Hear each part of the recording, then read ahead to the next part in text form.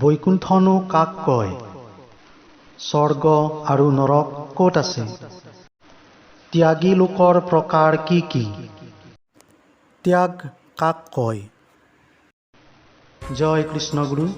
পৰম কৃপালু কৃষ্ণগুৰু প্ৰভু ঈশ্বৰৰ শ্ৰীচৰণত আৰু লগতে চিৰনমস্য গুৰু কৃষ্ণ প্ৰেমানন্দ প্ৰভুৰ চৰণত শত সহস্ৰ কৌটিবাৰ প্ৰণিপাত জনাইছোঁ। আপোনা হ'ব ঈশ্বৰৰ একান্ত ভকতৰ চৰণতো সেৱা নিবেদি কৃষ্ণগুৰু প্ৰভু ঈশ্বৰৰ শ্ৰীমুখ নিশ্চিত বাক্যামৃত আপোনা হ'বলৈ বুলি আগবঢ়ালোঁ।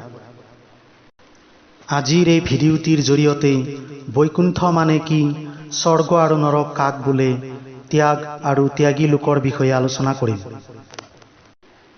বৈকুণ্ঠনো কি, এই কথা কৃষ্ণগুৰু প্ৰভুৰ শ্ৰীমুখে আমি শ্ৰৱণ কৰিবলৈ পাইছোঁ। বৈ মানে নাই, কুণ্ঠ মানে মায়া। য'ত মায়া নাই সেয়াই বৈকুণ্ঠ। আজি এই ঠাইত বিভিন্ন প্ৰান্তৰ পৰা অহা ভক্ত সজ্জনে পৰম নিষ্ঠা আৰু একাগ্ৰ চিত্তে ভগৱন্ত গুৰুৰ লীলা মাহাত্ম্য তেৰাৰ শ্ৰীমুখ নিশ্চিত বাক্যামৃতৰ শ্ৰৱণ স্মৰণ কৰিছে। সবাৰে হৃদয়ত কৃষ্ণ চেতনা জাগ্ৰত হৈছে। ঈশ্বৰ পুৰুষৰ ৰসপানেৰে মন চিত্ত ভক্তি প্ৰেমত দ্ৰৱীভূত হৈ আছে। গতিকে ইয়াত বিষয় মায়াই প্ৰৱেশ কৰিব পৰা নাই। গতিকে আমি গুৰু ঈশ্বৰৰ শ্ৰীমুখৰ পৰা শুনিবলৈ পোৱা মতে এই স্থানকে বৈকুণ্ঠ বোলা হৈছে। কৃষ্ণগুৰু প্ৰভু ঈশ্বৰে কৈছে, ঈশ্বৰ পুৰুষৰ প্ৰতি সপ্ৰেম ভক্তিযুক্ত কথামৃত, লীলা খেলা, অলৌকিকতা আদি একান্ত ভকতৰ সৈতে যেতিয়া কীৰ্তন কৰা হয় বা শ্ৰৱণ কৰা হয়, তেতিয়া সেই স্থানত সংসাৰৰ মায়াময় চিন্তাই প্ৰৱেশ কৰিব নোৱাৰে। কৃষ্ণগুৰু প্ৰভু ঈশ্বৰে কৈছে, ঈশ্বৰৰ নিবাস স্থানেই হ'ল বৈকুণ্ঠ। কিয়নো গুণলব্ধ ঈশ্বৰে ভকতৰ মুখে নিজৰ গুণ যশ শুনি বন্দী হৈ পৰে আৰু সেই ঠাইত সাক্ষাতে উপস্থিত থাকে। তাত কাল মায়াই প্ৰৱেশেই কৰিব নোৱাৰে। মায়া কাল এইবোৰৰ বিষয়ে গুৰুজনাই কৈছে, এইবোৰ ঈশ্বৰৰ অধীন। মায়া ঈশ্বৰেহে সৃষ্টি কৰে। যেতিয়া ঈশ্বৰক নাজানে, ভক্তি নকৰে, তেতিয়া ঈশ্বৰে ভকতক মায়াৰ চিন্তা দিয়ে। ভকতেও ঈশ্বৰৰ মায়া চলনাক নুবুজি মায়াত লিপ্ত হৈ অনেক যাতনা ভোগ কৰে।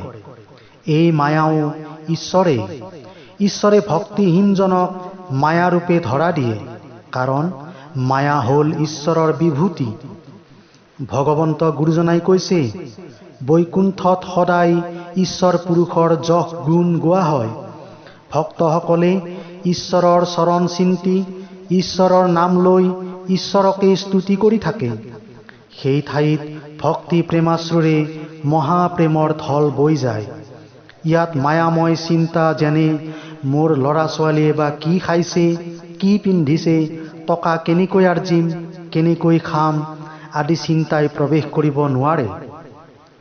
মহাভাগ্যৰ বলতহে দুৰ্লভ বৈকুণ্ঠ সদন লাভ হয়। বৈকুণ্ঠবাসীসকলে যি মহাৰস পান কৰিবলৈ পায়, সেই ৰস কৌটি ব্ৰহ্মাণ্ডৰ একো বস্তুৰ লগতে তুলনা নহয়। কাৰণ বৈকুণ্ঠবাসীসকল ঈশ্বৰৰ প্ৰাণৰো প্ৰাণ।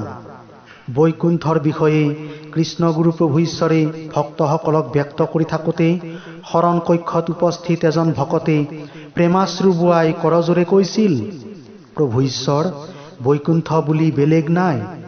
আপোনাৰ আশ্ৰমখনেই বৈকুণ্ঠ। কাৰণ আমাৰ দুখ কষ্ট, অভাৱ অভিযোগ, বিপদ আপদ, ৰোগ ব্যাধি সকলো এই আশ্ৰমত সোমোৱাৰ লগে লগেই দূৰ হৈ যায়। মন প্ৰাণ আনন্দময় হৈ উঠে। ইয়ালৈ আহিলে আমাৰ নানান সমস্যাৰো সমাধান হয়। গতিকে আপুনিয়েই বৈকুণ্ঠৰ পতি। আপোনাক দেখা পালেই আমি মায়া সংসাৰৰ কথা পাহৰি যাওঁ। হে গুৰুদেৱ, এতিয়া আমাক নৰকনো কি এই কথা বুজাই দি কৃতকৃত্য কৰক। তেতিয়া পৰম গুৰুজনাই বেকত কৰিলে, ভকত আৰু ভগৱানৰ মাজত যুগ যুগান্তৰৰ সম্বন্ধ আছে। স্বৰ্গ বা নৰক বুলি বেলেগ পৃথিৱী নাই। সপ্তদ্বীপা পৃথিৱীতেই স্বৰ্গ নৰক সকলো আছে। জীৱবোৰে নিজ কৰ্ম অনুসৰি ফল ভোগ কৰে। ভাল কাম কৰিলে, সাধু সংগ ল'লে সুফল পাব, শান্তি পাব, সুখ ভোগ কৰিব। এয়েই হ'ল স্বৰ্গ সুখ। আনহাতে নিজৰ অপকৰ্মৰ বাবে জীৱই যেতিয়া নানান নিকাৰ যাতনা ভুঞ্জে, অনেক দুখ ভোগ কৰে, ঈশ্বৰৰ ভক্তিবিহীন হৈ অপকৰ্মত লিপ্ত হয়, দিক বিদিক হেৰুৱাই আত্মঘাত কৰে, সেই যাতনাই হ'ল নৰক যাতনা। আমাৰ গতি মুক্তি আৰু তৰণৰ বাবে অৱতাৰ হোৱা গুৰুজনাই সেয়ে আমাক কৈছে, ঈশ্বৰ পুৰুষ এজনেই। তেওঁ যুগে যুগে ভক্ত উদ্ধাৰৰ অৰ্থে অৱতাৰ হয়। তেওঁ অনন্ত শকতিৰ পতি। গতিকে তেওঁকেই ভক্তি কৰিব লাগে। বাহ্যিক ধন সম্পদতকৈ মনুষ্য জীৱন অতি শ্ৰেষ্ঠ। গতিকে লোকহিতকৰ কৰ্মত নিজকে নিয়োগ কৰিব লাগে। ত্যাগ ডাঙৰ বস্তু। মানুহে ত্যাগ কৰিব লাগে। ত্যাগত শান্তি আহে। ত্যাগ মানে হ'ল মানুহে যেতিয়া স্বাৰ্থজড়িত কৰ্ম বাদ দি আনৰ উপকাৰৰ বাবে কাম কৰে, সেয়েই ত্যাগ। গতিকে যি কৰ্মৰ দ্বাৰা সকলোৰে কল্যাণ সাধন হয় আৰু গতি মুক্তিৰ পথ প্ৰশস্ত হয়, সেই কৰ্মকে ত্যাগ বুলি কোৱা হয়। মায়াময় সংসাৰত থাকিও যিজনে ক্ষুদ্ৰ স্বাৰ্থৰ প্ৰতি নিৰ্লিপ্ত হৈ পৰৰ উপকাৰৰ বাবে কৰ্ম কৰে, তেওঁৱেই ত্যাগী লোক। ত্যাগীসকল কেনেকুৱা সেই বিষয়ে গুৰুজনাই কৈছে, তেওঁলোক পদুম পাতৰ দৰে। পদুম পাত যেনেকৈ পানীত থকা স্বত্তেও পাতত পানী নালাগে, ঠিক তেনেকৈ ত্যাগীজন সংসাৰত থাকিলেও সংসাৰ মায়াত তেওঁক লিপ্ত কৰাব নোৱাৰে। ত্যাগী লোকেই হ'ল নিষ্কামী। ত্যাগীজনে সকলো কৰ্ম ঈশ্বৰৰ বুলি ধৰি লয় আৰু ঈশ্বৰক অৰ্পণ কৰি কৰ্ম কৰে। ত্যাগ হ'ল কামনা বাসনাৰ ঊৰ্ধত। ত্যাগত শান্তি আনন্দ দুয়োটাই আছে। ত্যাগে মানুহক শক্তিশালী কৰে। কৃষ্ণগুৰু প্ৰভু ঈশ্বৰৰ শ্ৰীমুখে আমি জানিব পাৰিছোঁ যে ত্যাগ তিনি প্ৰকাৰৰ: সাত্ত্বিক ত্যাগ, ৰাজসিক ত্যাগ আৰু তামসিক ত্যাগ। এই তিনি প্ৰকাৰৰ ত্যাগৰ বিষয়ে প্ৰভু ঈশ্বৰে কৈছে যে প্ৰত্যেক মানুহৰ শৰীৰত থকা তিনি গুণ, যেনে সত্য, ৰজ আৰু তম আদিৰ ওপৰত নিৰ্ভৰ কৰি ত্যাগৰ প্ৰকাশ ঘটে। সাত্ত্বিক ত্যাগ সত্ত্বগুণৰ পৰা উপজে।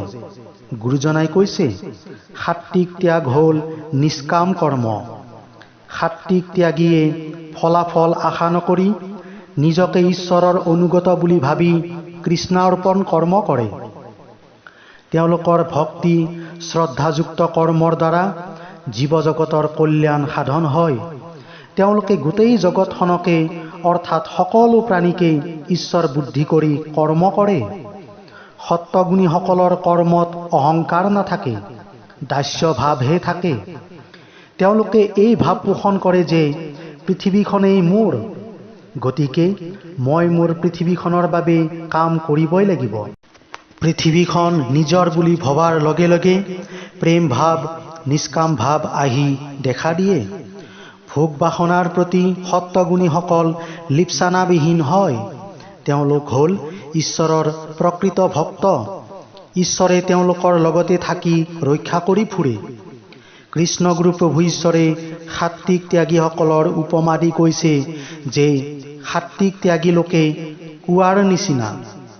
পানীৰ বিনিময়ত যেনেকৈ কুঁৱাটোক কোনেও একো দিব নালাগে, সকলো বয়সৰ সকলো শ্ৰেণীৰ লোকে বিনা মূল্যে কুঁৱাৰ পৰা পানী উঠাই নিব পাৰে, ঠিক তেনেকৈ সাত্ত্বিক ত্যাগীয়েও কোনো বিনিময় প্ৰতিদান নিবিচাৰে।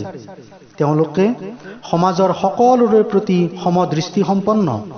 একেদৰে গাই গৰুৰ যি ত্যাগ, গছৰ যি ত্যাগ, সত্ত্বগুণীসকলৰো ত্যাগ তেনেই নিষ্কাম। গাই গৰুৱে গাখীৰ দিয়ে, তাৰ বিনিময়ত একো নিবিচাৰে। গছে ছায়া দিয়ে, ফল দিয়ে, ফুল দিয়ে, পত্ৰৰ জৰিয়তে সাৰ দিয়ে, ঠাল ঠেঙুলিয়ে খৰি দিয়ে, অথচ একো প্ৰতিদান নিবিচাৰে। সাত্ত্বিক ত্যাগীসকলৰ ত্যাগকো প্ৰভু ঈশ্বৰে গছৰ ত্যাগৰ লগত তুলনা কৰিছে। এতিয়া আমি ৰাজসিক আৰু তামসিক ত্যাগৰ বিষয়ে পৰম গুৰুজনাই কোৱা কথা আলোচনা কৰিম। তামসিক ৰাজসিক ত্যাগৰ বিষয়ে কৃষ্ণগুৰু প্ৰভু ঈশ্বৰে কৈছে যে এই দুবিধ ত্যাগৰ ভোগ বাসনাৰ সৈতে সম্পৰ্ক আছে। এনে ত্যাগীয়ে ফলাফল বাঞ্ছা কৰি ফল লাভ হ'বনে নহয় এইবোৰ গুণাগথা কৰিহে কৰ্ম কৰে বা ত্যাগ কৰে। সেয়ে এইসকল ত্যাগী হিংসুক আৰু পৰশ্ৰী কাতৰ হয়। সকামত থাকি সুখ বিচাৰোতে এওঁলোকে দুখ পায় আৰু অপ্ৰাপ্য বস্তুৰ প্ৰতি বেছি অভিলাষ কৰে।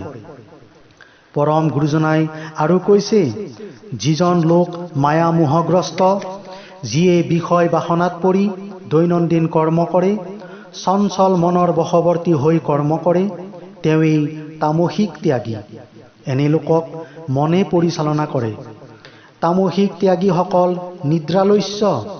তেওঁলোকৰ কৰ্মত কোনো শ্ৰদ্ধা ভক্তি নাথাকে। তেওঁলোকৰ আত্মজ্ঞানৰ অভাৱ। ইন্দ্ৰিয় সুখত ৰত হৈ এওঁলোকে শুকৰৰ দৰে কৰ্ম কৰে। এওঁলোকে ভক্ত নিন্দা, নাম নিন্দা, ঈশ্বৰ নিন্দা, ধৰ্ম নিন্দা আদি কৰে। এওঁলোকৰ ধৰ্ম কৰ্মৰ বিচাৰ নাই। সেয়ে নানান যাতনা ভুঞ্জিবলগীয়া হয়। সাধু সংগৰ পৰা এওঁলোক আঁতৰি থাকে। আকৌ ৰাজসিক ত্যাগ সম্পৰ্কে গুৰুজনাই আমাক বুজাই কৈছে যে শৰীৰৰ ৰজগুণৰ পৰা ৰাজসিক ত্যাগৰ জন্ম হয়। তেওঁলোকে ৰাজসুখ ৰাজভোগৰ বাবে আশা কৰি কৰ্ম কৰে। ৰাজভোগৰ আশাত ৰাজসিক ত্যাগীয়ে মিছা আৰু কাল্পনিকতাৰ আশ্ৰয় লয়। কল্পমূৰ্তিক সেৱা কৰা, কাল্পনিক স্বৰ্গ সুখৰ আশা কৰা, ধন সম্পদ বিভূতিৰ আশা, এইবোৰ হ'ল ৰাজসিক ত্যাগীসকলৰ প্ৰকৃতি। সিহঁতে ৰাজকীয় ভোগবিলাসিতা আশা কৰি ঈশ্বৰ ভজনা কৰে। এনে ত্যাগী লোক চঞ্চল মনৰ অস্থিৰতাৰ বাবে তেওঁলোকে কাক সেৱা কৰিলে ধন সম্পদ পাম নে নাপাম, কাক সেবিলে ঐশ্বৰ্য বিভূতি লভিব পাৰিম, কাক ভজিলে সুখ শান্তি পাম, স্বৰ্গ সুখ কিদৰে পাম আদি অমূলক চিন্তাত ৰত হৈ আয়ু পাত কৰে। এক ঈশ্বৰক তেওঁলোকে ভজনা নকৰে।